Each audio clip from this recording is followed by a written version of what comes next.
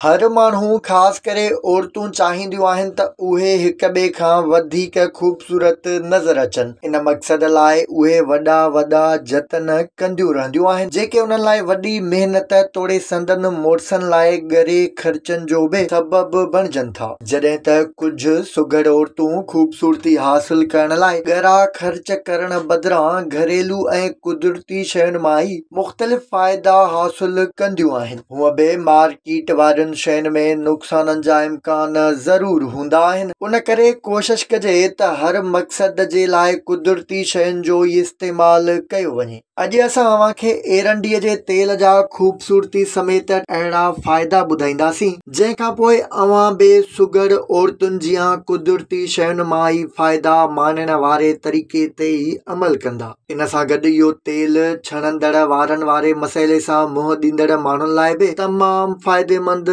साबित थींदो आहे। एरंडीअ जे तेल में एंटी बैक्टीरियल ऐं एंटी इंफ्लामेटरी ख़ासियतूं हूंदियूं आहिनि। ख़ूबसूरतीअ जा फ़ाइदा माणण लाइ 25 मिलीलीटर एरंडीअ जे तेल सां 50-50 ग्राम बादाम ऐं अखरोट जो तेल मिलाए उन्हनि खे सही नमूने मिक्स करे पोइ इहो तेल थोरी देरि ताईं चेहरे ते 2 आङुरियुनि जी मदद सां आहिस्ते आहिस्ते मालिश कजे ऐं 5 मिंटनि खां पोइ धोई चेहरो साफ़ करे छॾिजे। अहिड़े अमल सां चेहरो साफ़ ऐं चमकंदड़ बणिजी वेंदो आहे। एरंडीअ जो तेल वारनि जो हिकु कुदरती कंडीशनर आहे।